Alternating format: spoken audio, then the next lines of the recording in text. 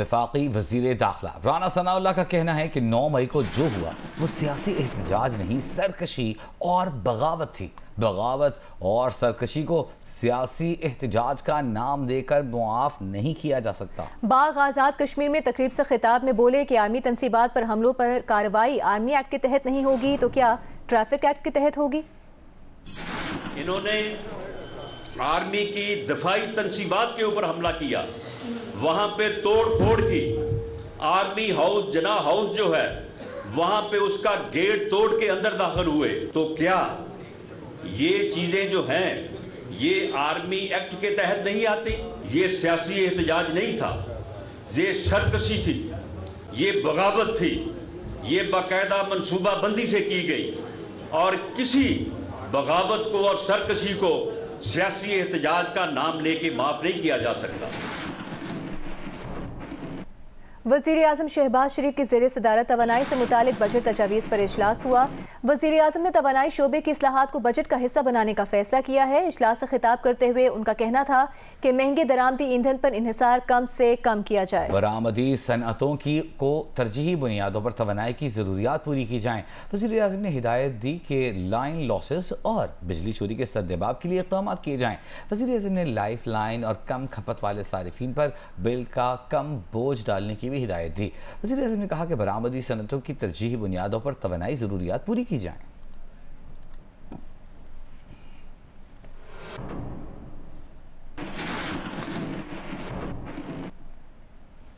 वज़ीर मनसूबाबंदी एहसन इकबाल ने कहा है कि तवानाई बचाने के लिए दुकानें रात 8 बजे बंद करने का फैसला हुआ है। कमर्शियल एरियाज 8 बजे बंद होंगे। कौमी इक़्तिसादी काउंसिल के इजलास के बाद ब्रीफिंग देते हुए एहसन इकबाल का कहना था कि ग्रीन एनर्जी को फ़रोग़ देंगे, LED बल्ब लगाएंगे। एहसन इकबाल ने मजीद कहा कि आइंदा माली साल के लिए तरक्याती बजट 1150 अरब रुपए रखा गया है। सूबों समेत कौमी तरक्याती बजट 2709 अरब रुपए है। एहसन इकबाल का कहना था कि पंजाब और KP का तरक्याती बजट 4 माह का है। दोनों सूबों का बजट साल का होता तो मजमूई कौमी तरक्याती बजट 3000 अरब रुपए से ज़्यादा बनता। उनका कहना था कि आइंदा माली साल के लिए GDP ग्रोथ का हदफ 3.5% रखा गया है, जबकि अफरात ज़र का हदफ 21% रखा गया है।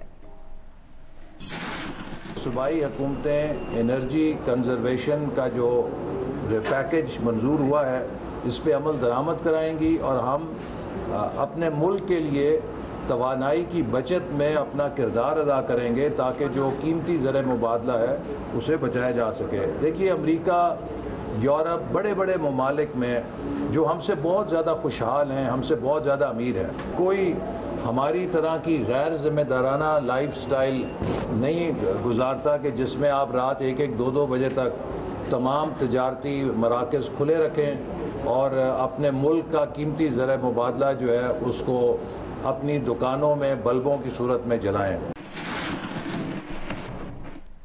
और मेयर कराची के लिए पीपल्स पार्टी के उम्मीदवार मुर्तज़ा वहाब ने कहा है कि चार्टर ऑफ कराची बनाएं, बेहतरी के सफ़र में ताउन करें। शहर की तरक्की के लिए विफाकी, सूबाई और आलमी सतह पर राबते उस्तवार किए जाएंगे। कुरंगी एसोसिएशन के दौरे के मौके पर मीडिया से खिताब करते हुए मुर्तज़ा वहाब का कहना था कि पीपल्स पार्टी कराची की आवाज़ बनेगी। काटी से खिताब में उन्होंने अपनी पार्टी का शुक्रिया अदा किया और चेयरमैन बिलावल भुट्टो जरदारी के कराची की बयानी को सुनकर पीपल्स पार्टी को वोट देने पर अवाम का शुक्रिया अदा किया। मुर्तज़ा वहाब ने कहा कि कराची की तरक्याती कामों के लिए शहर को विफाकी, सूबाई और आलमी सतह पर राबिते उस्तवार करने हैं। 15 जून के बाद कराची के पास आवाज़ होगी। ये भी कहा कि धरनों की सियासत ख़त्म करें और शहर की तरक्की के लिए चार्टर ऑफ कराची पर काम करें।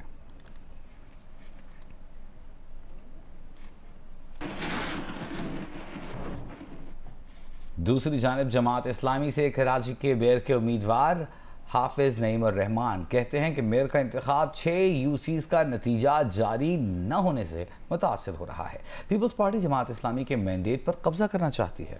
कराची में प्रेस कॉन्फ्रेंस करते हुए हाफिज नईम रहमान ने कहा कि शहर के दाखिली रास्ते महफूज नहीं हैं।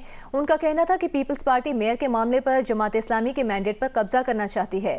PTI के लोगों की पकड़ धकड़ की जा रही है। इलेक्शन कमीशन ने पीपल्स पार्टी की A टीम होने का सबूत दिया है। हाफिज नईम रहमान ने कहा कि पीपल्स पार्टी को तमाम धांधली के बावजूद भी सरप्राइज मिलेगा।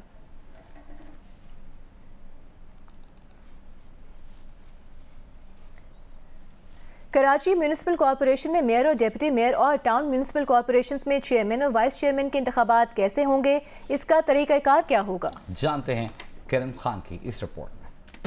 कराची में मेयर, डिप्टी मेयर कराची और चेयरमैन वाइस चेयरमैन टीएमसी के इंतखाबात से कबल केएमसी और टीएमसी की मखसूस नशिस्तों पर मुंतखब होने वाले तमाम नुमाइंदगान हल्फ उठाएंगे, जबकि यूनियन कमेटियों में मखसूस नशिस्तों पर शो ऑफ हैंड के जरिए इंतखाबात होने के बाद तमाम मुंतखब नुमाइंदे हल्फ उठाएंगे। मेयर और डिप्टी मेयर कराची के इंतखाबात 15 जून को केएमसी बिल्डिंग में होंगे, जबकि कराची की 25 टाउन म्यूनिसिपल कॉरपोरेशन के लिए भी चेयरमैन और वाइस चेयरमैन के इंतखाबात उसी रोज होंगे। हर टीएमसी में चेयरमैन और वाइस चेयरमैन के इंतखाबात के लिए एक आरओ मुख्तस किया गया है, जबकि मेयर और डिप्टी मेयर कराची के इंतखाबात बतौर returning officer regional election commissioner Karachi की ज़ेर निगरानी होगा, जिसके बाद 19 जून को सूबाई इलेक्शन कमिश्नर सिंध मेयर और डिप्टी मेयर कराची से हल्फ लेंगे। दूसरी जानिब यूसी चेयरमैन की एक नशिस्त का मामला अदालत में होने की वजह से 367 के बजाय 366 का ऐवान मेयर और डिप्टी मेयर कराची मुंतखब करेगा। तमाम ये 366 मेंबरान मौजूद होंगे और उस दिन फिर आरओ की जिम्मेदारी ये होगी कि वो शो ऑफ हैंड के थ्रू किसी एक उम्मीदवार को कामयाब करार दें एक मेयर की सूरत में। गैर सरकारी आदाद शुमार के मुताबिक ऐवान में पीपल्स पार्टी की मखसूस नशिस्तों के साथ 155 नशिस्तें हैं। जमात इस्लामी की 130, तहरीक इंसाफ की 62, मुस्लिम लीग नून की 14, JUI की 4 और TLP की 1 नशिस्त है। केएमसी के ऐवान में मौजूद किसी भी जमात को मेयर और डिप्टी मेयर कराची मुंतखब कराने के लिए तकरीबन 184 मेंबरान की हिमायत दरकार होगी। इस वक्त ऐवान में मौजूद किसी भी जमात के पास अक्सरियत मौजूद नहीं है, इसलिए ऐवान में ज्यादा नशिस्तें रखने वाली जमात पीपल्स पार्टी और जमात इस्लामी दोनों को अपना मेयर और डिप्टी मेयर लाने के लिए दीगर जमातों की हिमायत दरकार होगी। मेयर और डिप्टी मेयर का इंतखाब शो ऑफ हैंड के जरिए एक एक करके होगा। लोकल गवर्नमेंट के नए तरमीमी कानून के मुताबिक गैर मुंतखब शख्स भी मेयर और डिप्टी मेयर कराची का इंतखाब लड़ सकता है, ताहम 6 माह में उसे किसी भी यूनियन कमेटी से चेयरमैन का इंतखाब लड़ना होगा और कामयाबी हासिल करनी होगी। दूसरी जानिब टीएमसी कौंसिल में भी चेयरमैन और वाइस चेयरमैन के इंतखाब के लिए शो ऑफ हैंड का ही तरीक़ाकार इस्तेमाल किया जाएगा। इस वक्त हमारा चल रहा सेकेंड प्रोसेस। पहला प्रोसेस वो था जो सेकेंड फेज में हुआ कराची के डायरेक्ट इलेक्शन यूनियन कमेटीज़ की।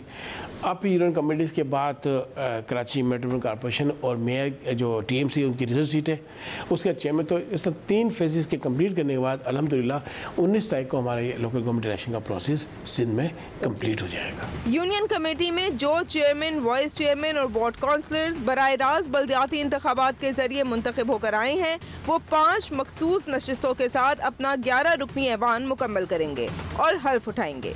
यहाँ यूसी का अमल मुकम्मल हो जाएगा। कैमरामैन अल्ताफ हुसैन के साथ किरण खान, जियो न्यूज़, कराची।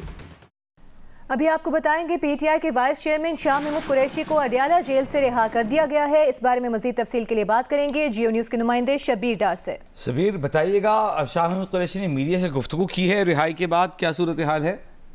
जी, पाकिस्तान तहरीक इंसाफ के नायब चेयरमैन शाह महमूद कुरैशी को अब से थोड़ी देर पहले अडयाला जेल से रिहा कर दिया गया है। जेल हुकाम ने शाह महमूद कुरैशी की रिहाई की बाकायदा तस्दीक की है। शाह महमूद कुरैशी को आज Lahore high court Rawalpindi bench ने उनके रिहाई के अहकामात जारी किए थे। शाह महमूद कुरैशी अभी अडयाला जेल से बाहर तो नहीं आए। अमूमन हमने देखा है कि जब भी किसी रहनुमा की दोबारा गिरफ्तारी होती है तो अडयाला जेल के बाहर किसी भी शहर या सूबे की पुलिस मौजूद होती है, लेकिन अभी तक अडयाला जेल के बाहर किसी भी सूबे की पुलिस मौजूद नहीं है। अभी तक अडयाला जेल से बाहर भी शाह महमूद कुरैशी बाहर नहीं आए। अब थोड़ी देर में वो बाहर आएंगे, हो सकता है वो अडयाला जेल के बाहर मीडिया से भी गुफ्तगू करेंगे। जी, बहुत शुक्रिया शबीर डार आपका। कुछ ही देर में अब उनकी रिहाई पर अमल दरामद होगा।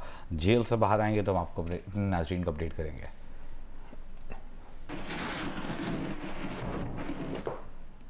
Sindh journalist and media practitioners commission की एग्जीक्यूटिव कमेटी का सेक्रेटरी दाखिला सिंध और inspector general of police Sindh को 24 घंटों में जियो न्यूज़ के एग्जीक्यूटिव प्रोड्यूसर जुबैर अंजुम को बाजियाब कराने का हुक्म हिदायत की कि वाक़े से मुताल्लिक़ रिपोर्ट 36 घंटे में कमीशन में पेश की जाए। कमीशन के चेयरमैन जस्टिस रिटायर्ड रशीद ए रिजवी की ज़ेर सदारत इजलास में कमीशन के रुकन कराची यूनियन ऑफ जर्नलिस्ट के सदर Faheem Siddiqui, human rights commission of Pakistan के प्रोफेसर डॉक्टर तौसीफ अहमद खान, अपने के डॉक्टर जब्बार खटक, वजारत इंसानी हुकूक के एग्जीक्यूटिव कोऑर्डिनेटर जमील जुनेजो ने शिरकत की। इजलास में जुबैर अंजुम के वाक़े पर बरहमी और तशवीश का इजहार किया गया।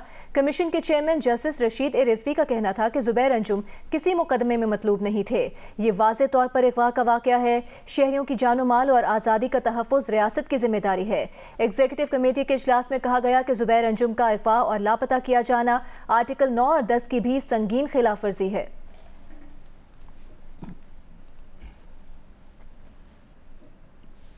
जियो न्यूज़ के एग्जीक्यूटिव प्रोड्यूसर जुबैर अंजुम की गुमशुदगी के खिलाफ KUJ दस्तूर की जानिब से कराची प्रेस क्लब में एहतजाज किया गया। एहतजाज में सहाफ़ियों, सिविल सोसाइटी के अफराद ने शिरकत की। मुजाहिरे से KUJ दस्तूर के सदर नासिर खलील और सेक्रेटरी नेमत खान ने खिताब करते हुए जुबैर अंजुम की जबरी गुमशुदगी की शदीद अल्फाज में मजम्मत की। उन्होंने वफाकी और सूबाई हुकूमत से जुबैर अंजुम की जल्द वापसी के लिए इक़दाम का भी मुतालबा किया। KUJ दस्तूर के रहनुमाओं का कहना था कि जुबैर अंजुम के अहल खाना के मुताबिक अगवा करने वालों के साथ पुलिस भी मौजूद थी।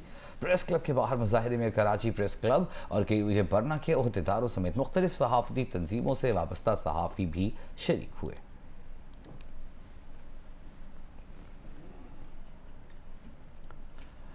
गवर्नर सिंध कामरान खान टिस्सोरी का कहना है कि कानून नाफिज करने वाले इदारों को जियो न्यूज़ के एग्जीक्यूटिव प्रोड्यूसर जुबैर अंजुम का केस देखना चाहिए। कराची में मीडिया से गुफ्तगू में गवर्नर सिंध ने कहा कि पुलिस का कहना है कि गिरफ्तारी नहीं की।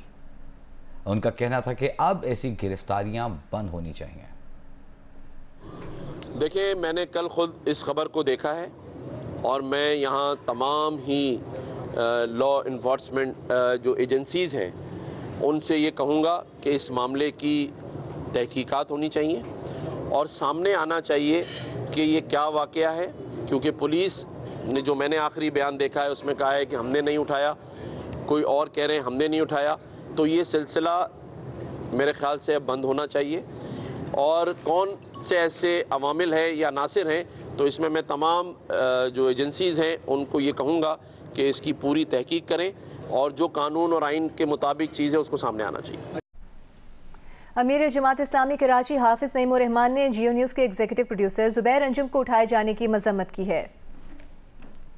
जुबैर अंजुम को जितना मैं जानता हूँ वो एक प्रोफेशनल सहाफ़ी है और अपनी ईमानदारी के साथ अपने फ़राइज़ को वो अंजाम देते हैं और मैं समझता हूँ जियो के इंतज़ामिया को भी और पूरी सहाफ़ी बिरादरी को भी और पॉलिटिकल पार्टीज़ को भी और लोगों को भी इस पर आवाज़ उठानी चाहिए कि किसी को इस तरह से गैर कानूनी तरीके से उठा कर ले जाना तो ये तो बिल्कुल गलत बात है।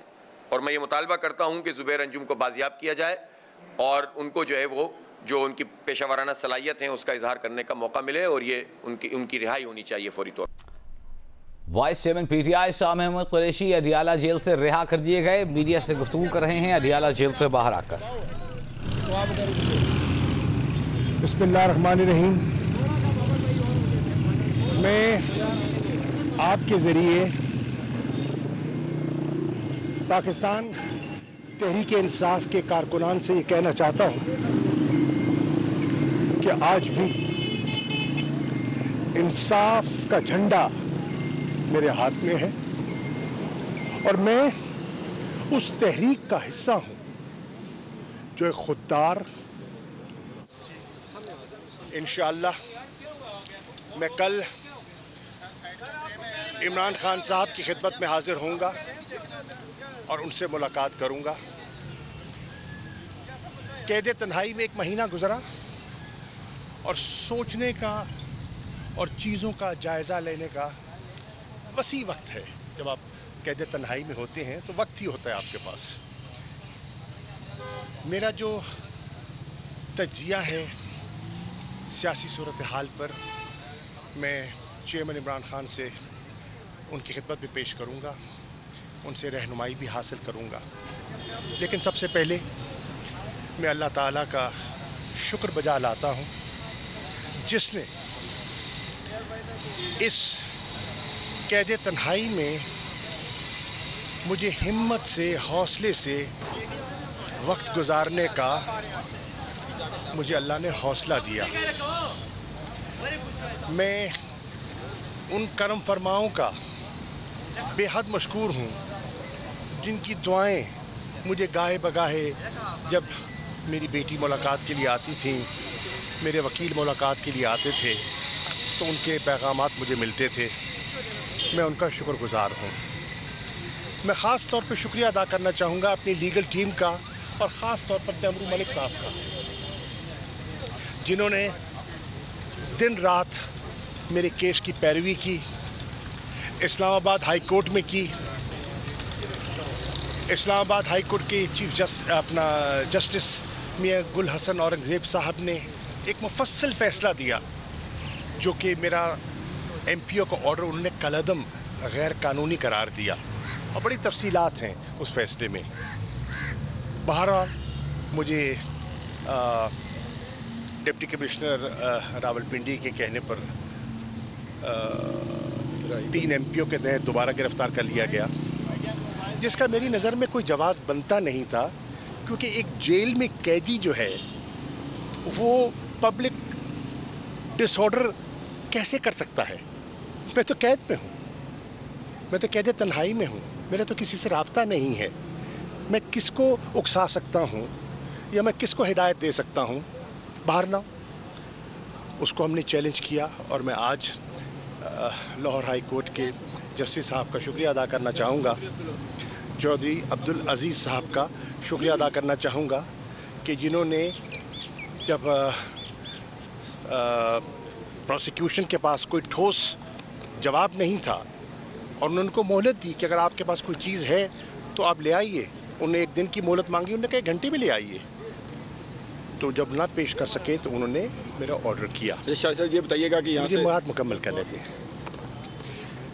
मैं शुक्रिया अदा करना चाहूँगा अपनी फैमिली का। मैं इसलिए शुक्रिया अदा करना चाहूँगा कि जब मैं कराची से 9 मई को रवाना हुआ इस्लामाबाद के लिए इमरान खान साहब की गिरफ्तारी का सुनकर, तो मेरी अहलिया बीमार थी, उनका ऑपरेशन हुआ था, वो अस्पताल में थी, और मेरे बच्चे परेशान थे। लेकिन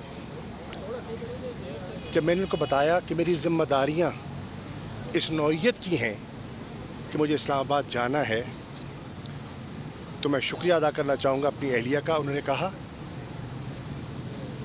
तुम्हें अल्लाह के हवाले, आप जाएं और हमारी परवाह ना करें।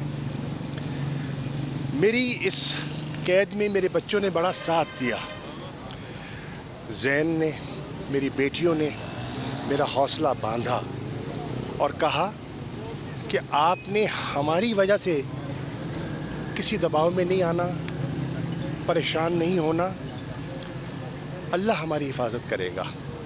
और अल्लाह ने की है, और उन्होंने मेरा साथ दिया है। मैं अपनी बहनों का, जिनकी बेपनाह दुआएं, ख़ानदान वालों का शुक्रिया अदा करना चाहता हूँ।